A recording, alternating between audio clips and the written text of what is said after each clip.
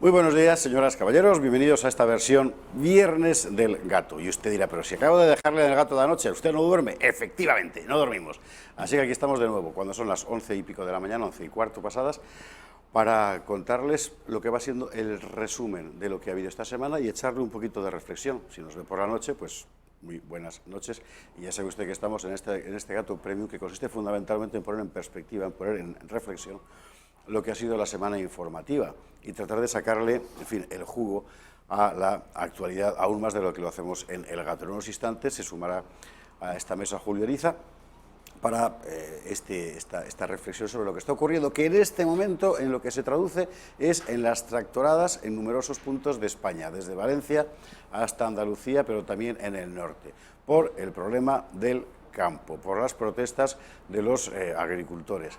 Atención, hoy había mesa convocada por el Gobierno para tratar de solucionar el problema sectorial. Hay un ministro que se llama Planas, que es un señor que tiene una larga trayectoria sobre esta materia en el Gobierno andaluz fundamentalmente. He aquí que de repente se mete por medio Pablo Iglesias y dice, no, con las asociaciones nada, vamos a ir directamente a subir el PER. ¿Sabe usted? El sueldo por peonada y tal, lo trabajada.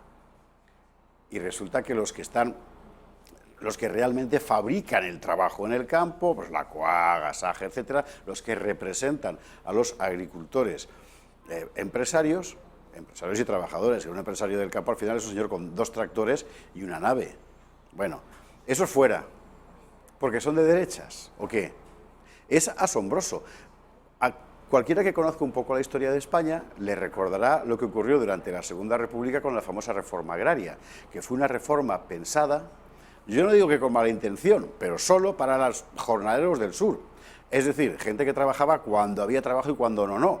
Y era un problema que había que arreglar. Pero si te olvidas de la gente que con su actividad diaria estimula la economía del campo, entonces no solucionas nada, solo creas pobreza, que es lo que se creó entonces. La reforma agraria de la República, que fue un auténtico desastre, que los propios, Azaña y compañía lo cuentan, fue después rectificada con algo que se llamó la contrarreforma, malamente porque lo llamó así la izquierda, que en realidad tampoco venía a solucionar gran cosa. Y cuando estalla la guerra civil, ¿qué hace el Frente Popular? Lo mismo que había hecho, hasta el punto de que Stalin le manda una carta a Largo Caballero diciéndole, entre otras cosas, que se modere un poco porque los agricultores no son enemigos de la República. Bueno, es que de verdad parece mentira. Claro, ¿cuál es la diferencia? La diferencia es que en aquella España la agricultura, el sector primario que se llama agricultura, ganadería, pesca y tal, era la parte fundamental de la economía todavía, y hoy ya no. Y que en aquella época los políticos, en principio, tenían alguna idea de cómo podía funcionar el campo, y esta gente de hoy no tiene ni la menor idea. Planas sí, desde luego, por supuesto. Pero Pablo Iglesias, Yolanda Díaz, ¿de qué? No, son urbanitas progres, que aplican una política puramente ideológica. Se encuentra con un problema morrocotudo, que es el de la agricultura en España, luego veremos por qué, y lo que hacen es aplicar de inmediato sectarismo. O sea, Asaja, Coag, no sé qué, fuera. ¿Por qué? Por haber protestado.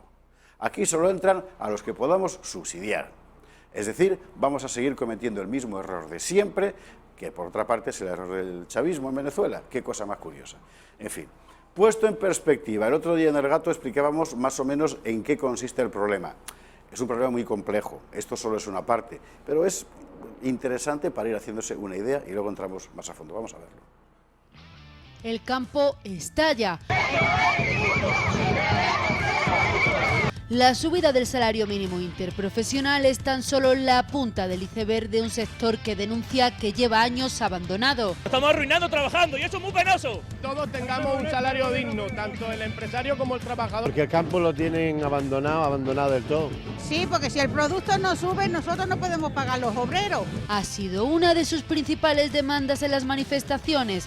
Un precio justo para sus productos. En los últimos 15 años, el precio de venta de los agricultores, ganaderos y pescadores ha caído un 15,5%. Mientras esto ocurría, la industria procesadora ha elevado sus precios un 25,7% y el precio de venta al público un 27%. Están ganando los intermediarios con un 300, un 400, un 500%. Y nosotros vamos a pérdida. Estamos aquí porque estamos trabajando por bajo de los costes de producción del campo. El producto no vale nada. Estos precios los suele fijar la industria procesadora, sin tener en cuenta los costes de producción. Cuando el precio de los agricultores sube, la industria intermedia traslada el 62% de ese aumento a los consumidores. Sin embargo, cuando los precios de producción se reducen, la industria apenas traslada el 9% de ese recorte al consumidor final. Por lo tanto, el resto de los beneficios se quedan por el camino. Los sindicatos denuncian que al final quien más asume los riesgos es el agricultor, que llega a hacerse cargo del 90% de la caída de los precios.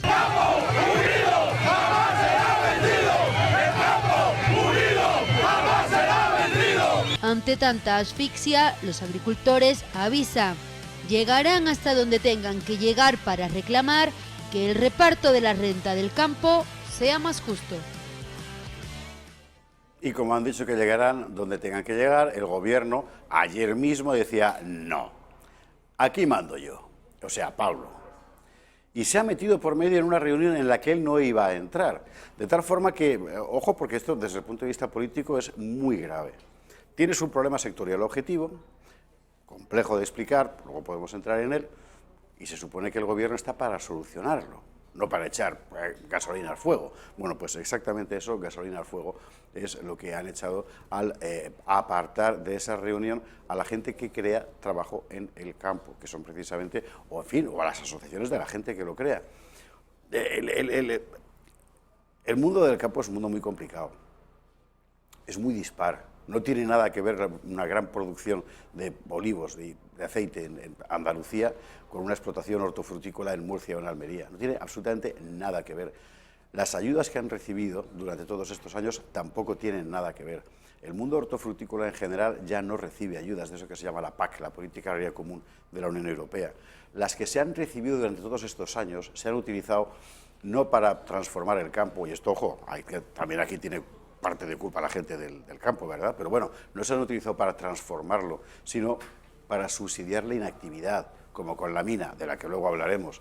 Claro, pero si hay un problema objetivo, y es un problema objetivo el hecho de que la gente que allí trabaja resulta que cada vez gana menos, mientras que el precio finalmente cada vez sube más, pues está claro que hay un problema que solucionar y que es un problema técnico, objetivo, concreto. Pues no, la solución del gobierno es apartar a quienes crean, gestionan, organizan el trabajo en el campo para buscar una solución de carácter puramente demagógico, que es yo os voy a repartir dinero.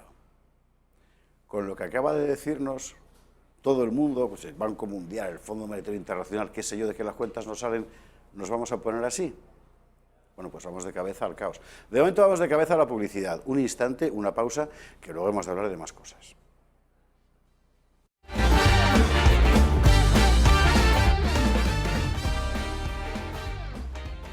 Estamos de vuelta. ¿Ve cómo ha sido rápido? Bueno, con ocasión de aquella manifestación de los agricultores en el Ministerio de Agricultura de Madrid, ante el Ministerio de Agricultura de Madrid, pudimos asistir a una de las habituales puestas en escena del sistema, que consistió fundamentalmente en mostrar hasta qué punto la gente del pueblo en el fondo odia a Vox. Le vota, pero le odia, las cosas de tal. ¿Qué ocurrió? Bueno, pues ocurrió que por allá aparecieron Santiago Abascal y los suyos.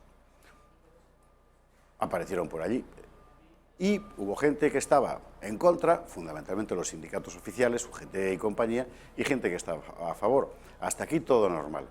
Sobre la base de ese episodio, alguienes montaron inmediatamente un relato que consistió en decir lo siguiente: el pueblo se manifiesta, sí, pero cuando llegan los populistas, el pueblo, que al final es honrado, les rechaza. Así que aunque el pueblo esté contra el gobierno, en realidad contra quien está el pueblo es contra Vox. Bueno, es lo que nos han vendido, es todo mentira. Es todo mentira. Habrá pueblo contra el gobierno, habrá pueblo con el gobierno, habrá pueblo contra Vox y habrá pueblo con Vox. Pero como estamos ya en la era del cuento de Caperucita, o mejor dicho, del lobo, lo que se vendió fue eso otro. ¿Qué pasó realmente con la aparición de Vox en aquella manifestación? Esto. Mucho ánimo, que hay mucho que hacer en España, ¿eh? Gracias de verdad. Vamos, Santi. Hombre, el jefe. Es que estoy emocionado. ¿Están sus hijos trabajando también en el campo? Sí. Y si no sois agricultores, sois hijos de agricultores. Mi padre es agricultor. Quiero que nos eches una mano en todo lo que puedas, por favor, al campo. Y que aguantéis lo que podáis con el ese que tenéis encima. La gente sinvergüenza. A luchar por la ganadería y por el campo. Claro que sí, sí. Muchas gracias.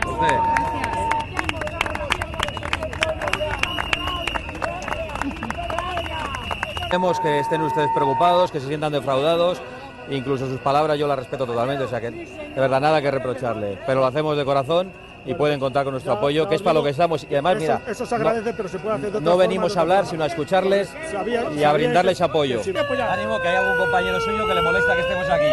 Bueno, pero es siempre igual, eso de la cámara agraria, no te preocupes, eso ya le conocemos. Gracias. Ánimo. Venga. Bueno, gente a favor y gente en contra, como es normal, pero si es que lo normal es esto. Lo normal es que uno plantee algo y otros piensen una cosa y otros la contraria. Se habla, se discute, con toda la vehemencia que haga falta, o sin ella, y andando, pero si eso es la vida normal en una sociedad libre. Lo que nos quieren vender es otra cosa absurda. Lo que nos quieren vender es una barbaridad como lo de Comisiones Obreras en TVE, que quería prohibir la entrevista de anoche a Abascal. No tengo aún las cifras de audiencia, por cierto, ahora las vamos a pedir a ver cómo fue el asunto. Ese cuarto de hora en el que el compañero Franganillo estaba, que se le caían literalmente los papeles de la mano, de puro nervio, no me extraña. Hay mucha gente que se ha metido con él, yo no. O sea, tú tienes que entrevistar a un señor al que has invitado, te caiga mejor o te caiga peor, y tienes en la nuca el aliento, o sea, la cuchilla del sindicato comunista de la casa diciéndote mal, tenía que haber estado censurado, pues como para hacer una entrevista tranquila. En fin, bueno, ese tema iremos después, porque me gustaría agotar la cuestión socioeconómica, porque es muy importante.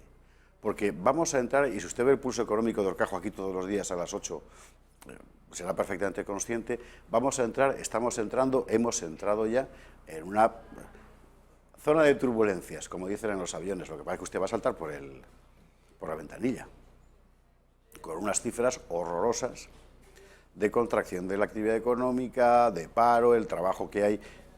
¿Para qué nos vamos a engañar? Es pésimo, y menos mal que lo hay, que eso es lo peor que nos podía pasar. O sea, que nos den 2 migajas y decir adiós, gracias. Bueno, y con eso, este gobierno solo sabe hacer demagogia.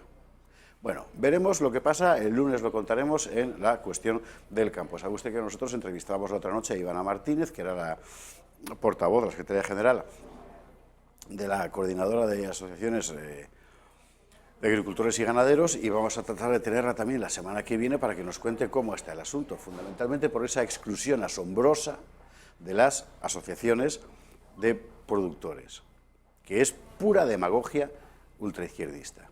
Es lo que ha hecho Pablo Iglesias con esta reunión, frustrarla. Sánchez ya no va a poder resolver el problema del campo, al menos en estos 6 meses. ¿Por qué? Por esa intervención de Pablo Iglesias y Yolanda Díaz, los dos de la manita. Un grupo parlamentario muy minoritario en la Cámara, que ha entrado, que literalmente le ha salvado la vida poder entrar en el gobierno con el PSOE. Pues estos acaban de chafar la cuestión del don Julio Ariza se incorpora, pero no trae la corbata Ariza, cosa en fin que habrá que reprocharle siempre. Tengo que... Ah, no, pero no la trae puesta, la corbata Ariza, que es, según usted, vamos a ver. Reprócheme. Aprovechando que llega, yo voy a hacer 2 cosas. Uno, regalarte esta galleta del amor que me ha dado Carol, de Multimedia, para ti. Toma, tu galleta del amor, porque es 14. Gracias. Gracias, Carol. No, gracias a Carol, a mí no. O sea, no interpretes lo que no es. Esto es de Carol, no es mío. Bueno. Y 2... ilusiones por un momento. Ya, no, de ilusión siempre se vive, pero en fin, también se habían hecho... Es que no hables hasta que te pongas el micrófono porque es inútil. O sea, tantos años en televisión y aún no he entendido que sin micrófono no se le oye. De verdad que estamos como queremos, ¿eh? Estamos muy despistados. Mejor del otro lado va a ser imposible, a ver... Está la cosa complicada. Perfecto, muy bien. Sí, señor. Qué bonito. Vale. Momento importante. Lo de la galleta de muestra Mira, la pantalla, la galleta del amor. Lo de la galleta. La galleta del amor. En ningún caso es interpretado a priori, de forma primaria, como una cosa dulce que es para comer. Una galleta es otra cosa. Sí, fácil. Eso es una galleta. Y esto es En una fin. corbata. Como diría Rajoy, un plato es un plato, un vaso es un vaso, una galleta es una galleta Sí, y una señor. corbata es una corbata. Pero esta corbata Sí, señor. es la corbata del Club de Amigos. Sí, señor. Esta semana, sabe usted que estamos pues, de oferta. Es decir, usted llama al Club de Amigos y le regalamos una corbata. La corbata es lo de menos, es muy bonita. Vaya usted. Lo demás es lo de... Toma. Esta Es corbata eso del tiene una Club de historia, Amigos. ¿eh? Esta corbata tiene una historia, porque... Contemos la historia de la corbata. La historia es que yo buscaba una corbata con la bandera de España, pero no con una bandera de España grande, ostentosa y tal, sino con un detalle bonito y elegante y que pudiera ponerse en cualquier acontecimiento, ¿no? Y entonces no la encontraba aquí en España. Un día viajando en Milán, en unas galerías, se llaman Galería Vittorio Emanuele, en la Plaza del Duomo, entro y veo una tiendecita pequeña dedicada a corbatas y veo esta corbata. Ah, sí. Digo, oye, pero qué bonita. Digo, joder. La compré, me la traje a Madrid, hicimos una serie de corbatas de estas, con un tejido súper bonito, un azul marino muy elegante y tal. Y digo, bueno, pues Vale, que luego, la gente luego hablas pueda, de los japoneses. como Que decía, lo- puedan disfrutar de una corbata bonita, elegante. Ay, por favor, está bien. ¿Y qué hemos hecho? Pues bueno, pues animar a la gente y a nuestros espectadores a que hagan sostenible esta casa. ¿El Club de Amigos sabe Y- usted para qué sirve? Bueno, pues yo se lo voy a contar ya que estamos... Ya ha visto usted lo que pasaba anoche con la entrevista de Abascal. O sea, en la Sí. televisión pública que usted paga, que Sí. a usted le obligan Sí. a pagar, aparece un sindicato mayoritario y dice, vamos a ver, aquí se emite lo que yo, sindicato comunista, quiero. Sí, señor. ¡Ea! O sea, con un par. En una televisión que nos cuesta 1.000 millones de euros, a la tercera fuerza política se la invita, se le pone en problemas, se la estigmatiza, cuando llega el invitado se le tiene más Esto de hay que media hora contarlo, de ¿eh? retraso sin darle una explicación. Lo contamos anoche en el gato. Vale. Le meten en la sauna de espera. Sí. Decía, Pues, una sala de espera yo- con 45 grados, de verdad, de verdad. O sea, de yo verdad. aspiro a que Vox un día mire a los ojos de esas personas que les preguntan y les repreguntan siempre las mismas cosas y les diga, a ver, muchacho, el entrevistador, vamos a ver, repite conmigo. Vox quiere que entren en España los inmigrantes legalmente. ¿Lo habéis entendido? Repita usted conmigo. Vox quiere que entren los inmigrantes legalmente, como lo hacían los españoles en Alemania, en Francia, en Inglaterra, en Brasil o en Venezuela en los años 50. Los españoles nunca entramos ilegalmente vallas. en ninguna parte. Y todos los países del mundo protegen sus fronteras. Y no hay ningún partido político que pueda decir públicamente que ellos quieren una inmigración que entre ilegalmente, porque eso es un delito, eso es propiciar el delito. Entonces, por favor, o sea, Vox, siéntense ustedes delante de los que les entrevistan y diga, a ver, ¿cuántas veces me va a preguntar usted lo mismo y con la misma mala fe? Bueno, espera. ¿Cuántas veces lo va a hacer? Si usted no vio la entrevista, véala, porque está en la web de TV. Yo la vi anoche cuando volví del gato, porque en directo evidentemente no podía. O sea, de verdad, Franganillo, toda mi solidaridad, el entrevistador. Qué mal lo pasó. Estaba nerviosísimo, claro, me lo explico, con el aliento del comisario político de comisiones en la nuca, Bueno, imagínate. bueno. Se le cayeron los papeles literalmente. Pues que se vaya a su en casa. una de estas. Hace falta un O poco sea, de es que no- dignidad es que en la no- gente, es que no puede ser. No, hace En fin. falta un poquito de dignidad, Ya, ¿no? pues es la cuestión.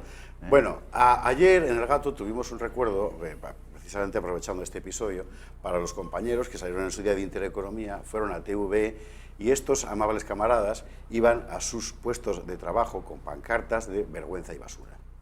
Sí. Eso es TV. Sí, sí, a esta Es casa... cualquier cosa menos periodismo. Eso es ¿Sabe así. usted? Es decir, o sea, ¿saben ustedes la cantidad de personas que están en otros medios de comunicación que han salido de esta casa? ¿Conocen ustedes al director, por ejemplo, de opinión del diario El Mundo, Jorge Bustos? ¿De dónde creen que ha salido? Efectivamente. ¿Dónde creen que estaban un montón de comunicadores, de periodistas, de escritores? ¿Por dónde creen que han pasado? ¿Por dónde cree que ha pasado Josep Pedrerol, Antonio Jiménez? ¿Por dónde han pasado José Antonio Fuster? ¿Por dónde ha pasado, no sé, Gonzalo Altozano? ¿Por dónde ha pasado Susana Burgos? Bueno, si, en fin, si quieren les digo, pero es que la lista porque es... somos un medio de comunicación como los demás, como cualquier, y los periodistas por aquí vienen y trabajan. Pero es que aquí Pero había, claro, había 930 personas trabajando señor. en esta casa hace 7, 8 años. Bueno. 930 personas, José Javier. Lo sé. O sea, que Claro, cuidado, que dice que está en una que empresa... que estaba yo también. ¿Y qué es Claro. lo que le pasó? Pues que un día se lo vamos a contar. ¿Y por qué de 930 tuviéramos que reducir a 200 personas en un momento determinado? La cuestión es la siguiente. Ahora mismo, la supervivencia de una voz alternativa al discurso pijo progre dominante depende solo y solo puede depender de los ciudadanos. Porque en general el sistema tiende a machacarlo. Los ciudadanos es usted, no es nadie más. Usted viene por la ventana, la ciudadanía, como dicen los políticos. No, es usted.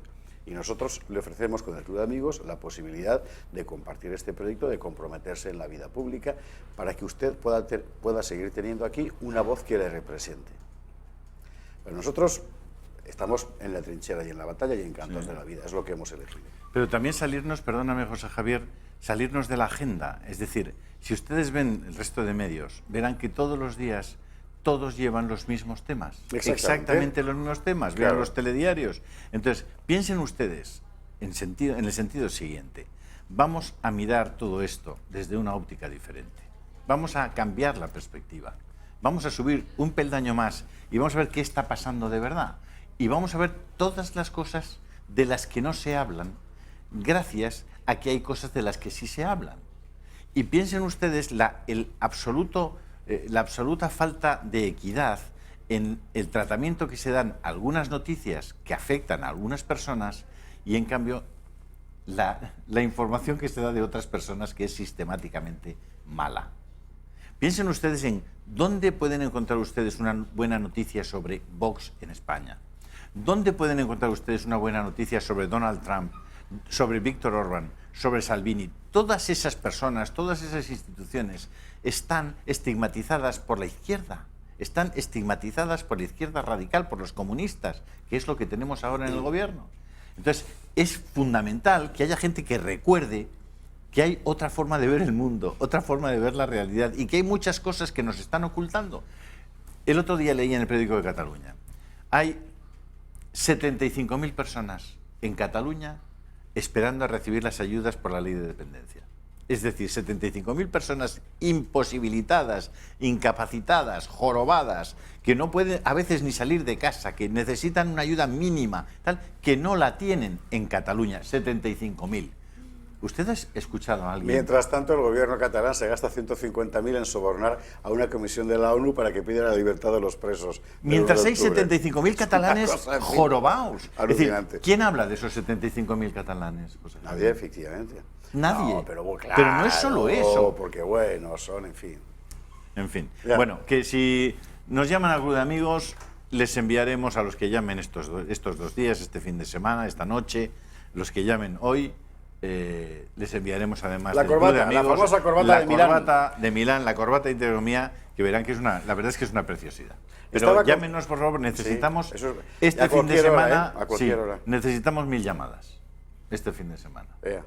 Yo les pido, por favor, que hagan ese pequeño esfuerzo y estén con nosotros. No se van a arrepentir porque van a tener una televisión completamente diferente. Eso es verdad. Estaba contando lo del campo. ¿No se te has enterado que había una reunión sectorial prevista para hoy con pues las asociaciones, que era Asaja, COAG, etcétera? Sí. Y llega Pablo Iglesias y dice, no, asociaciones fuera. Ya. Nos vamos a reunir solo con el jornalero. O sea, la cosa de la reforma de la Segunda República, que fue una catástrofe por Ya. eso. Bueno, Ya.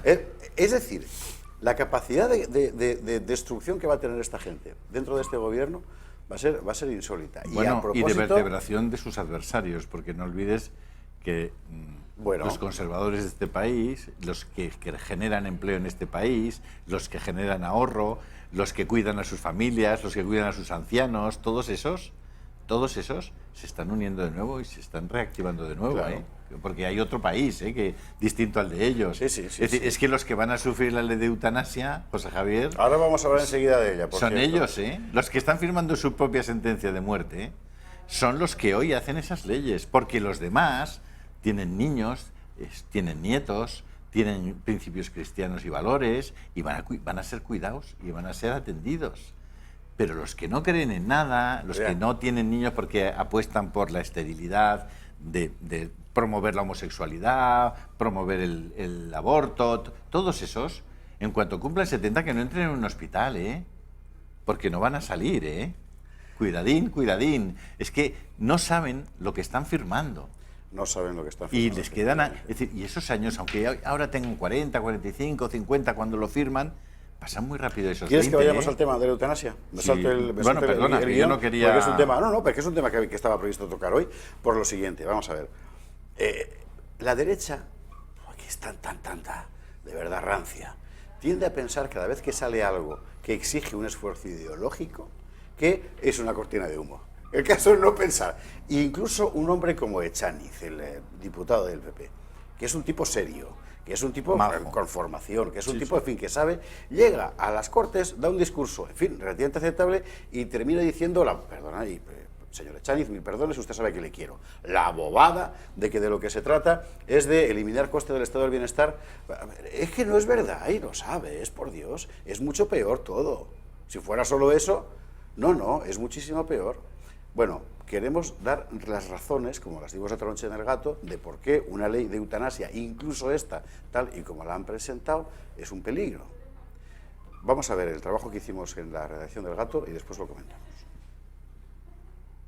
La nueva ley de eutanasia levanta ampollas en muchos de los partidos de nuestro país. El PSOE, el impulsor, dice que hay que seguir avanzando en derechos humanos. Cuenta con una importante aceptación por parte de la población española, una sociedad madura para afrontar debates tan importantes como el respeto a la voluntad de las personas en el momento final de su vida. Los socialistas se escudan asegurando que tienen el apoyo de más de la mitad de la población y con la objeción de conciencia se lavan las manos si un médico no está dispuesto a ayudar a morir a alguien. Otro partido que está a favor, Ciudadanos, que ya le ha dado el sí al gobierno del PSOE y Unidas Podemos, además de pedir al resto de los grupos que complementen la legislación con su norma de cuidados paliativos. Que la ley de eutanasia debe ser una ley sensata, debe ser una ley garantista, debe ser una ley que proteja no solo a los profesionales sanitarios, sino que también proteja, por supuesto, la libertad de todos los pacientes. Y en el otro lado de la balanza, quienes abogan por la muerte natural y los cuidados hasta el último momento de nuestras vidas, Vox. Que va a permitir eliminar a todos aquellos que, según el Partido Socialista, su vida ya no es útil. Y esto nos parece brutal desde el punto de vista ético y vamos a empujar todo aquello que sea aumentar los recursos para dedicarlos a los paliativos. Y el PP en la misma línea va más allá, acusa al Partido Socialista de querer ahorrarse el dinero que les cuesta a este tipo de personas, invitándoles a morir. Estamos hablando de que cada vez que una de estas personas fallece o es empujada al fallecimiento por la vía de la eutanasia, el Estado está ahorrando muchísimo. Nos tememos, aunque no lo va a reconocer el Partido Socialista, que detrás hay una filosofía de la izquierda para evitar un coste social que tiene el envejecimiento en nuestro país. El debate de la eutanasia, una ley especialmente contradictoria, ahora que la medicina ofrece alternativas como nunca para tratar y cuidar a los enfermos en la última fase de sus vidas. Vamos a ver, el proyecto de ley, la proposición, que no ha sido proyecto, que hay una diferencia. Si usted presenta un proyecto, tiene que documentarlo, justificarlo. Si presenta una proposición, no, entonces no, que es lo que ha hecho el gobierno. Bueno, vamos a ver, teóricamente, y ellos se han encargado de decirlo, cubre todas las perspectivas. Que si 2 permisos con 15 días, que si en plenas facultades, que si un tercero no puede tomar la decisión, todo lo que usted quiera. En el año 85, España aprobó una despenalización del aborto que parecía razonable. Había los 3 puntos y bueno, en fin, sí, claro, tiene sentido. ¿Qué ocurrió? Que uno de los supuestos razonables, por pura práctica administrativa, se convirtió en la puerta para que lo irracional entrara. Y el resultado fue que acabamos en la práctica en una situación de aborto libre en cualquier momento de la gestación. Una auténtica locura. Bueno, el problema de esta ley es que abre una puerta a una cuestión que es conceptual. Tú estás dándole a otro la potestad de matar al Estado. Bueno, lo mismo que hizo esa ley del 85 con el aborto. Es decir, tú le dabas al Estado y a la madre la potestad de que, sin que se entendiera que había un delito, aunque luego podíamos hablar de las penas, sí aceptaba que la vida de ese bebé, la vida de esa criatura, estaba en manos de quien la estaba gestando. Claro, ¿dónde está el problema? En que esta ley fragiliza una vida. No está en la voluntad del individuo. No está en la voluntad del individuo, que es un debate que hay que tener. Aquí tenemos todos los casos. O sea, si es que, en fin, como explicaba muy bien Miguel Durán desde el punto de vista del jurista, al final esto siempre es casuística. O sea, cada persona es un mundo. Pero si tú esa casuística universal la subordinas a un criterio ideológico que se sustancia en que tú estás dando al Estado, al sistema, a algo neutro, sin rostro, la opción de que puede matar a alguien, te estás metiendo en un lío, porque estás abriendo una puerta que hemos visto en la práctica, en Holanda, en Bélgica, etcétera, que no se puede cerrar, que cuando vas a cerrarla ya no puedes. Y es una atrocidad. Y esto hay que contarlo así, porque todos estamos dispuestos, faltaría más que todos somos humanos, a entender las circunstancias dramáticas de la gente al final de su vida. Pero vamos a ver, pero el problema es que no puedes, como decir, socializar la culpa, como decía Pedro Insua el otro día, a propósito de esto. Pero al final hemos de irnos a la pública y si no vale, me tiro de pues la oreja, ahora, pues ahora, que me queda libre de pinganillo. Vale. No de franganillo, de pinganillo. Volvemos de inmediato. Franganillo. Que es el compañero de TV. Camarada.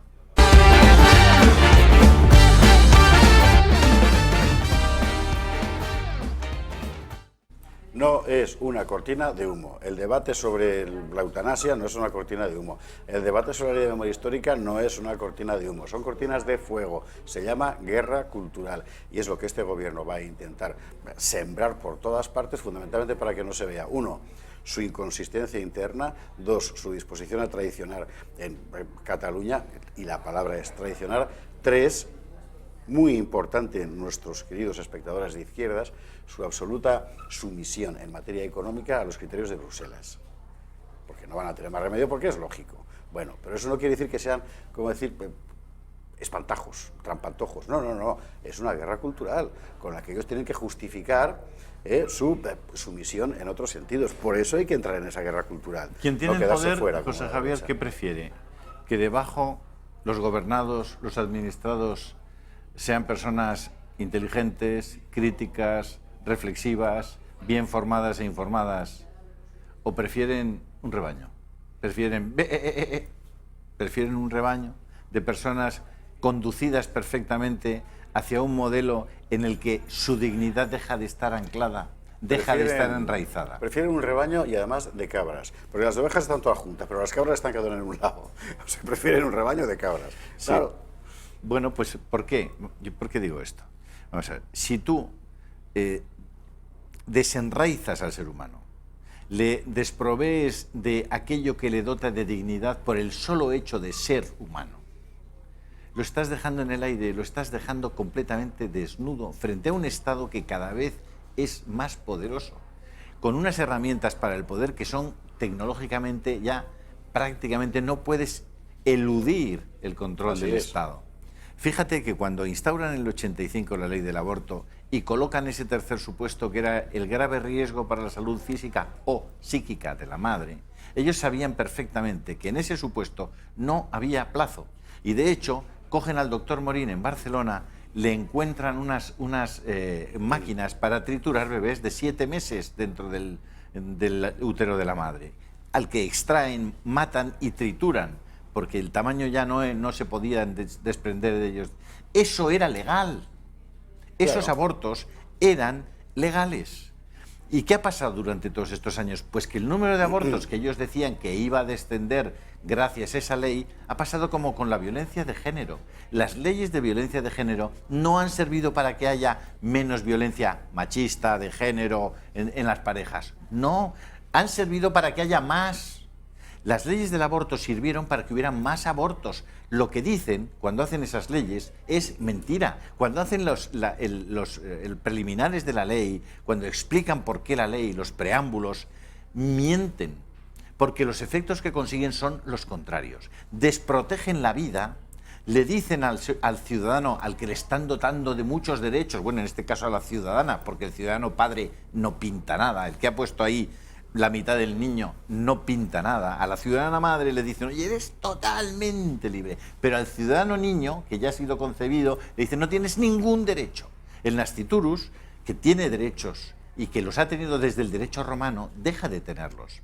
¿Por qué todos estos años ya no nacen niños con síndrome de Down?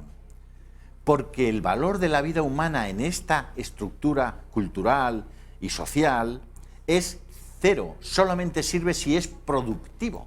Solamente sirve si es un consumidor, si sirve para gastar, si sirve para aportar algo al Estado. Si no, porque es viejo y no sirve, hay que eliminarlo, eutanasia. Si es síndrome de Down... Al Estado o al mercado, ¿eh?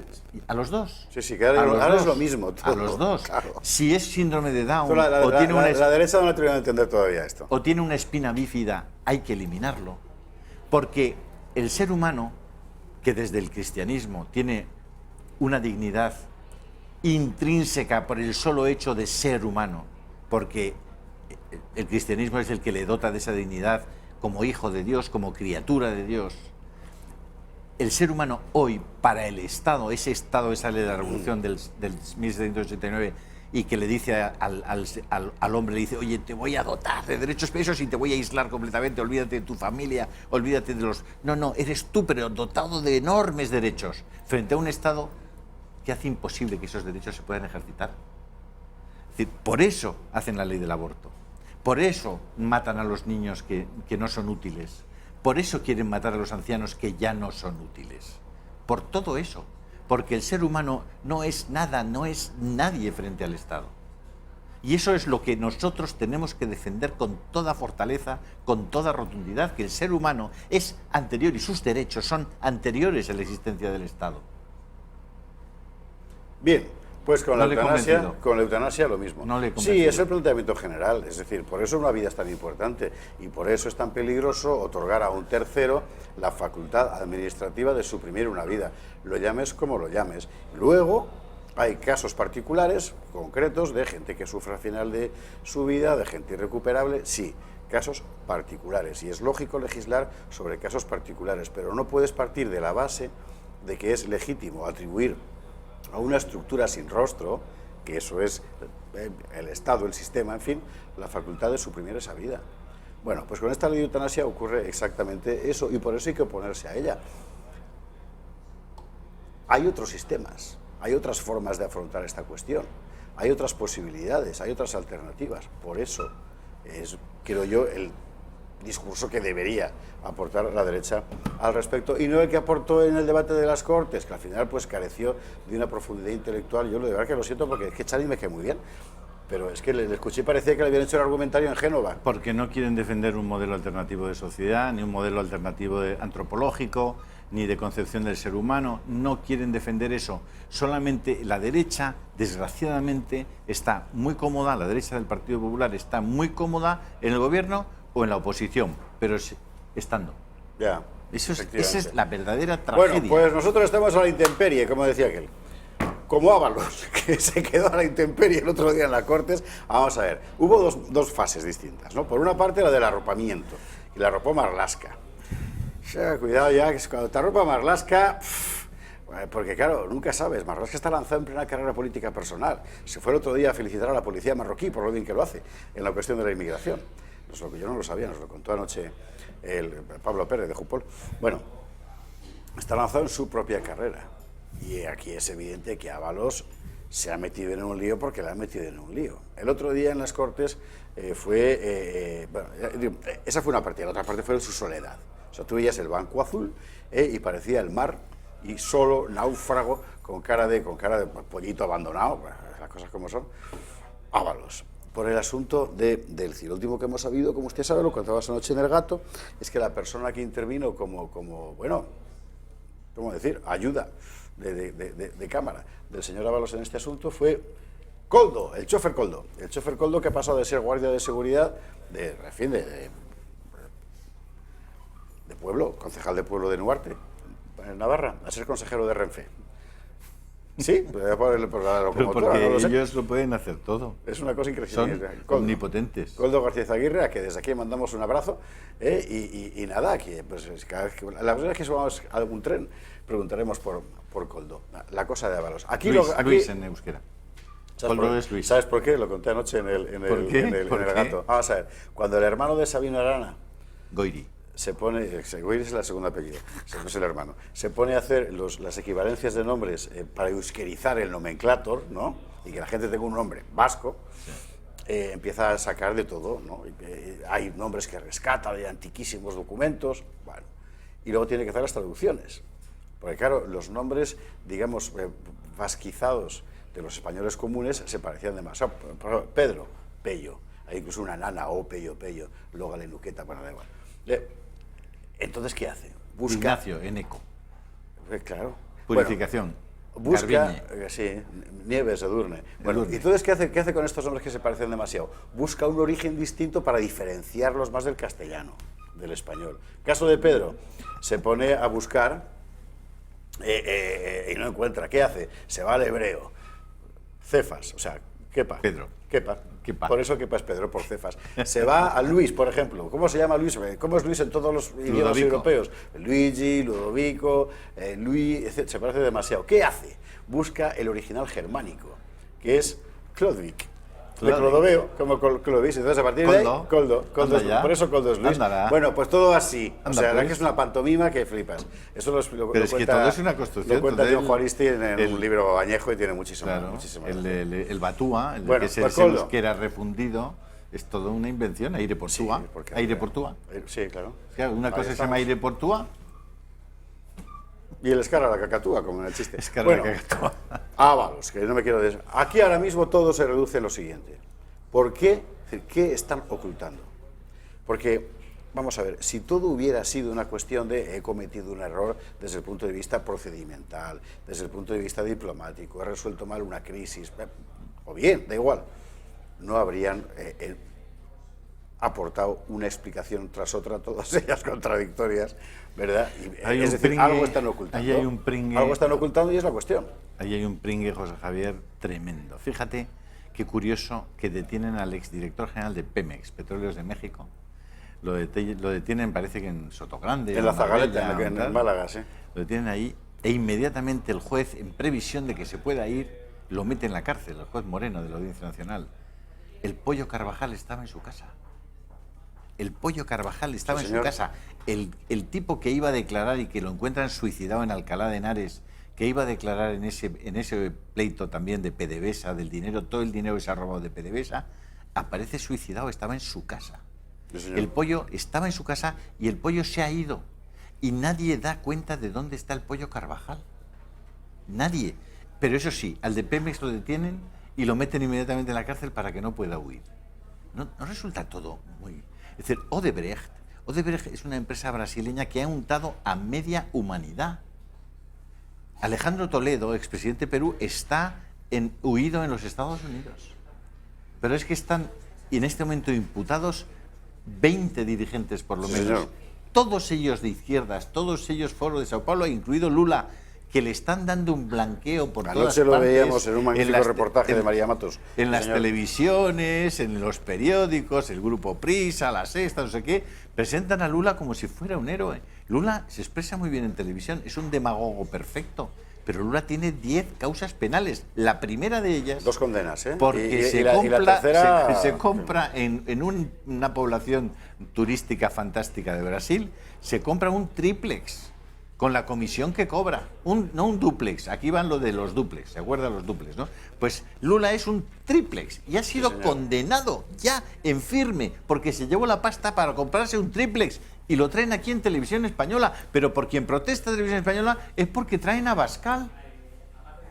O sea, cierto, ¿alguien les va a contar a ustedes esto? Por cierto, audiencias de Santiago Abascal anoche en Televisión Española. ¿Cuánto? Leo un medio online del gremio que se llama Bertele. La primera entrevista a Abascal en TV supera en cuota a las recientes de Sánchez y Casado. 11,8%, que equivale, ahora le diré el número, porque ya sabéis que todas las audiencias, en fin, es pero bueno, 11,8%, más que las de Sánchez y Casado, 2.013.000 espectadores. Imagínate. Pero amigos de Comisiones Soberanas en TV, un abrazo muy fuerte en un día como el de hoy. Sí, yo es que creo que... De verdad, en fin.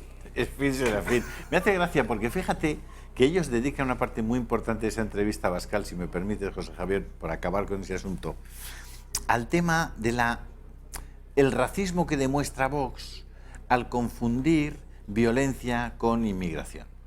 ¿Vale? Sí. Vale. No aclaran ninguno de esos extremos, porque todos los datos estadísticos que existen sobre eso son absolutamente evidentes. Es decir, si entra inmigración ilegal, incontrolada, joven y fuerte, va a haber violencia. Y especialmente, por razones obvias que no tendré que explicar a personas mayores, en los delitos sexuales. Pero claro. Claro, vale. Pero, no hace falta explicarlo, es que, ¿verdad? Bueno, pues ¿verdad? a Franganillo hay que explicárselo.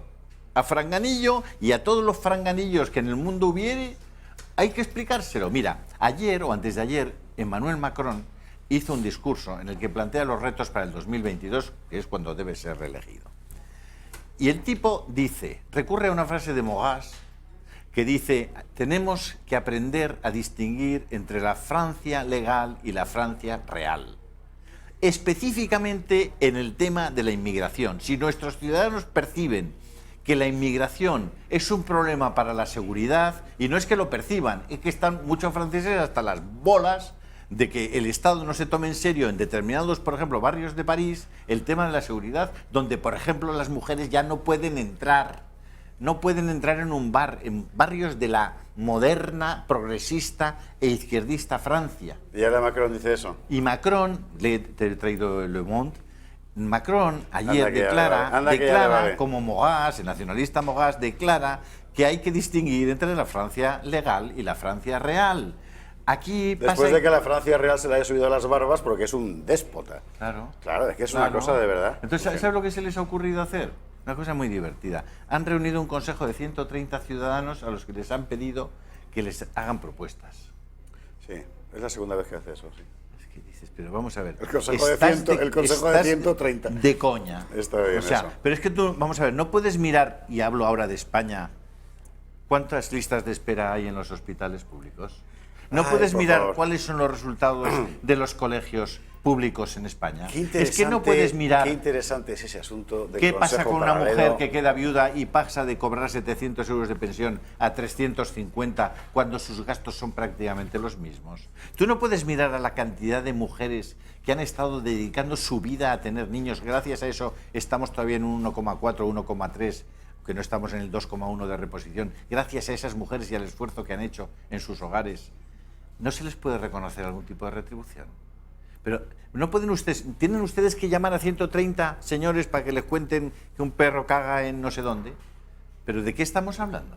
Estamos hablando... O sea, no saben lo que hay en este país. Claro que lo saben. La Pero Francia real, la Francia legal. Cuando tú construyes algo que va contra la realidad y por tanto la realidad te desborda, ¿qué haces? Pones un muro. Y ese muro es un supuesto consejo ciudadano que se va a encargar de decirte lo que hay, porque ya no te vale el Parlamento que estaba para eso. Has de crear otra cosa diferente. Y tienes tus medios de comunicación, que tienes tus asamblea popular, de tal forma es al final una y otra vez el pueblo Potemkin, como lo del ministro aquel de Catalina. O sea, construyes un paisaje de cartón piedra para que lo vea la reina. Ya, qué bien viven mis súbditos. Cuando pasa la reina, quitas el paisaje, y al final lo que parece, París, el día que estuvimos aquí, este caballero y yo, huelga de basuras, plaga de ratas, y no había quien pasara por allí. En fin, por cierto, si nos está viendo, que seguro que sí, un abrazo muy fuerte para el restaurador de la Casa Clementina. Qué bien se cenó allí. Qué tío más fantástico. Bueno. Comida popular, de verdad, una cosa... Bueno, a ver, ¿dónde está Ábalos? Que todo esto venía a cuento de lo de Ábalos. ¿De qué es lo que esconden? Fíjate cómo serán los de Pablo Iglesias que ha conseguido que el tema Venezuela, en lugar de ser un problema para ellos, ahora sea un problema para el PSOE. Es impresionante. Y Ábalos solo en medio, claro. Pues sí. Se lo han echado ahí al sí, TAP. Pero lo van a proteger, lo van a Vamos defender. A recordar lo que... Lo van a defender. Bueno, ahí es donde hay... Yo creo que sí, ¿eh? Pero anoche en el Gato había división de pareceres. Vamos a recordar lo que hay, porque conviene no perder de vista nunca lo que hay. Por una parte, la financiación exterior de el embrión de Podemos y su desarrollo vía, ¿cómo decir?, estructuras transnacionales creadas por Venezuela, Bolivia, etcétera, ¿vale? Estructuras transnacionales, pero el dinero es nacional y con cuentas opacas en diferentes lugares. Dos, la salida sorprendente de cientos de miles, millones de dólares de Venezuela vía petróleo que terminan en gente del entorno del PSOE de Zapatero. Y con esos dos elementos usted ya se puede hacer una idea del conjunto, claro. Ya. Sí, sí. Con eso y con el hecho Pero de es que que España haya tienen- duplicado la importación de petróleo en el último año de Venezuela. Tienen tanto que ocultar.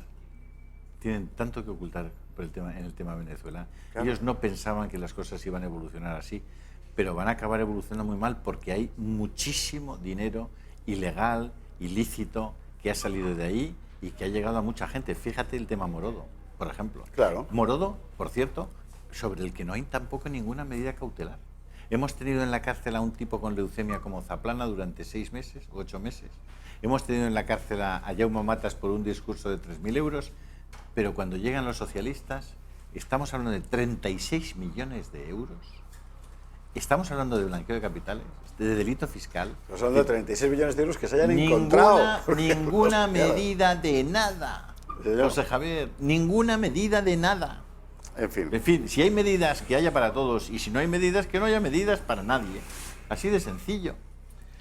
¿Me dejan hacer una recomendación? Que nos quedan 10 minutos y venga. Si están en Madrid, vayan a comer el fin de semana al restaurante Yumbe de Castellano de la Moraleja, que es una pasada. El otro día me tomé el bacalao espectacular. Y si están en Barcelona, vayan a un restaurante pero italiano. pide el bacalao de Ariza, cuando vaya al Yumbe de Madrid. No, bueno, el de José. Y si van a Barcelona, hay un restaurante maravilloso, se llama Da Greco, vayan de parte interior mía, Da Greco, que es un restaurante italiano, que te dan una pasta. Y es una cosa espectacular. Y además lo bonito que es como un restaurante romano. Da Greco. Mira qué bonito. Y el dueño se llama sí, hombre, Tony sí, Da Greco. sí, yo estaba ahí. En la calle Santa Sí, Teresa, señor. al lado del Paseo de Gracia, arriba donde la Claro que esquina sí. casi con diagonal Paseo de Gracia.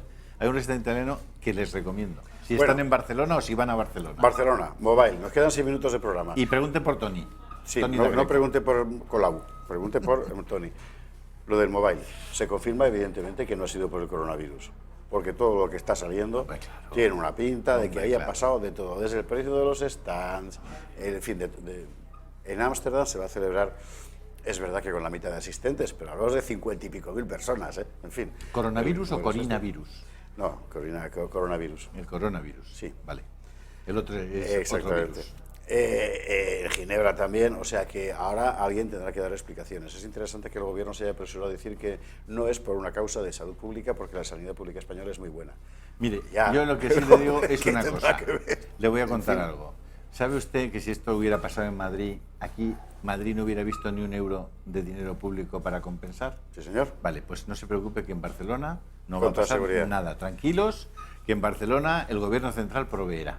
Dos. Porque necesitan los boticos para el presupuesto. Así que relájense, tranquilos y estén atentos los de Vox, que son los que pueden hacer ahí alguna oposición, estén atentos al dinero que se va a ir a chorro para que los amigos de Colau no sufran. Dos. Dos. ¿Qué tiene que ver con esto? Seguimos sin saber nada del dinero que Murcia pidió y que Europa le concedió, eso los y murcianos. que el gobierno Por favor, le que ha son de bloqueado. derechas, oiga. Lo que sí sabemos Por favor. de esta que sucedió esta semana es lo que ha hecho el gobierno para no tener que devolver el IVA a comunidades autónomas y ayuntamientos, que en total son 3.200 millones de euros, una cosa así quiero recordar. Sí. Que consiste en, yo no te voy a devolver el dinero, pero te voy a dejar que te endeudes más. Bueno. O sea, ¿de verdad estamos locos o qué? O sea, tenemos un problema de déficit. No, pero los mercados lo están detectando. Fíjate que la prima de riesgo, esa cosa que es el porcentaje de interés que hay que pagar por el dinero que debes, que estaba relativamente estabilizada, el bono a 10 años estaba en 0,3% y tal. El diferencial con otros países, como Portugal, por ejemplo, desde que está Sánchez, ya se ha incrementado. Ya se ha incrementado. Es decir, los mercados empiezan a percibir algo que la economía real ha percibido ya en la primera estadística de empleo y de paro, y que sin duda alguna va a suponer probablemente el mayor dolor de cabeza que van a tener estos señores del gobierno en los próximos meses, y es que la economía sí o sí se va a frenar porque no hay confianza. Porque la gente no tiene confianza, porque cuando tú ves un gobierno que no te habla para nada de los problemas reales, sino que están en montar más ministerios, más directores generales, más, ¿cómo se llama?, pueblos puestos de estos de libre designación, asesores, secretarios de Estado, directores, no sé qué. cuando ven que el gobierno le importa un bledo que la gente no tiene recursos, cuando ven eso, se cierran en banda. Al chico de Yone Belarra de Podemos, que le han hecho asesor. Eso es... el día después de firmar una hipoteca de 140.000 euros la pareja, le han puesto un salario. Es que no tienen... No, pero es que pasa. Como nadie les dice nada... Pues nadie les dice nada. Bueno, nadie. Nosotros sí. Por eso es tan importante que usted nos apoye, porque si no, ni siquiera aquí va a poder encontrar usted cosas... Yo les pido, por favor, que llamen desde ahora mismo a este número, al 916162464. Les enviaremos esta preciosa corbata, además. Les vamos a enviar un libro fantástico. Estén con nosotros, vengan a nuestras actividades, siéntanse partícipes de este proyecto de televisión como ninguna otra televisión del mundo. No hay un proyecto de televisión que haya logrado vivir de sus espectadores de forma voluntaria, porque no estamos hablando del pay-per-view ese famoso de Netflix o de... No, estamos hablando de que ustedes deciden que esta televisión siga. Y si con un poquito hay muchos que lo hacen, no tengan duda que salimos adelante y que además podremos crecer. Pero hagan ese pequeño esfuerzo, os lo pido, por favor. Hemos de marcharnos en hora y media, en un día en el que la noticia ha estado en las calles tomadas por la gente del campo, en Oviedo, en Andalucía, en la Comunidad Valenciana, y el gobierno apartando a las asociaciones de productores de la negociación. La semana que viene tendremos en el Gato al Agua a Ivana Martínez de COAG para que nos cuente, en fin, qué es lo que está pasando. 2. Cuba, este fin de semana, más se perdió en Cuba, con Javier Rocajo, el tema de la eutanasia, tocado a fondo. 3, ellos sí pudieron. Sí, ¿verdad? Con Antonio Burgueño, para hablar de nuevo de cómo es posible que se ponga en jaque a la sanidad privada, entre comillas, que no es más que la sanidad de todos, pero ejercida por personas privadas, cuando es evidentemente más eficiente y más barata que muchos modelos de sanidad pública, entre comillas, que tampoco es pública, que es estatal. Entonces, y después de eso vamos a repetir algo que ha sido importantísimo desde mi punto de vista, que es el debate del Estado de la Unión de Donald Trump, que lo repetiremos en español el domingo a las 11 de la noche para que ustedes tomen conciencia de cómo hay otra forma de hacer política en otros sitios, de cómo alguien que es vilipendiado sistemáticamente resulta que está llevando a su país, por ejemplo, en el terreno del paro, que me parece no poco relevante, a un 3% de paro, que es paro estructural en los Estados Unidos. ¡Ea! Pues todo esto es lo que tiene. Y el lunes, más Gato al Agua. Sean ustedes felices. Adiós. Hasta el lunes, si Dios quiere. Como siempre. Adiós.